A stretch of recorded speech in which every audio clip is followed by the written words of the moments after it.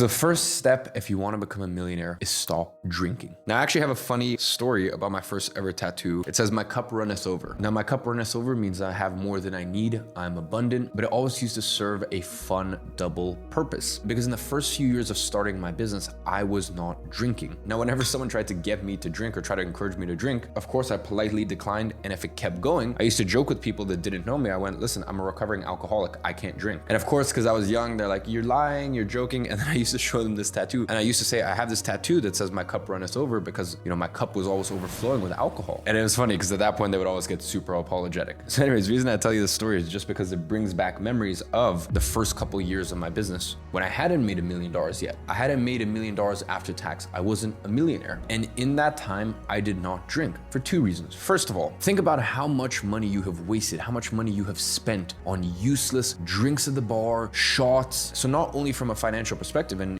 I told you earlier in this video, I think it is absolutely ridiculous that people are so dumb to think, "Oh, you know how I'm gonna become a millionaire? I'm gonna save on my $4 coffee." It's honestly some of the stupidest shit I've ever heard, and I guarantee you any really, really, really high-level successful person will never give you advice like that. Whereas for alcohol, I would say don't spend money on it if you are trying to become the person that you want to become. Because listen, that's $4 compared to $40, $80, $150. Let's say you're having a fun night. You buy 5 cocktails for yourself. $15 a pop, great, $75. Let's say you cover it for your friend. You get a little drunk, you get a little woozy, and you're like, "You know what? I'll get this one." Great, you've just wasted $150 on alcohol. And don't forget, you would have had to earn something closer to, depends on where you live, $200 to $250 in order to actually make that money, because the rest goes to tax. So not only have you spent all of this money on alcohol, you have then woken up with less capacity to think clearly and less capacity to actually make money and make your way to that millionaire status. Now, ladies and gentlemen, me at the stage that I'm at, I have a long track record in business. I have the most incredible team. Between all my companies, I have over 150 employees. So luckily, if I want to have a drink here and there, it doesn't really change my life and it doesn't really affect things. When you get to a certain position in life, that doesn't mean that you should ever slow down. You still need to put your foot on the gas. But what it does mean